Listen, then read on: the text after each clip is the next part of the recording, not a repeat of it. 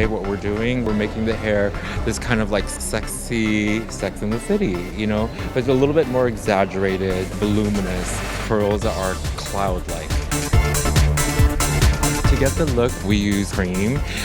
We rough dried that through and used our ironed 3/4 to set the hair, and then we're just tossing it out with our hands and doing a little bit of French lacing.